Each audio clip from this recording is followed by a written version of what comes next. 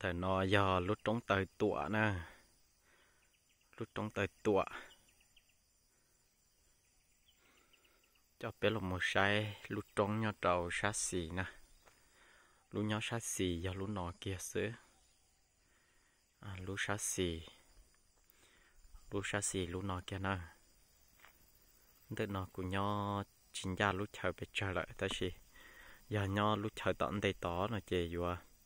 chỉ cho bỏ lúc trong tịnh tê vậy của nhau nó, lúc trong tịnh tê chỉ cho nó tụa là lúc bà đê nè. Để nó mua lúc bà đê mà rong gâu cân cầu nè, lúc chờ nó vậy lúc chờ luôn nô hàng nè, lúc chờ nó vậy lúc chờ mua nhiệm luôn nô cân cầu li,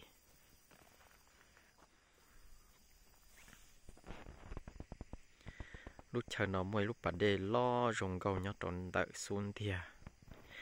xuân thìa nó mua lúc bà đê nó mà rong hàng nè,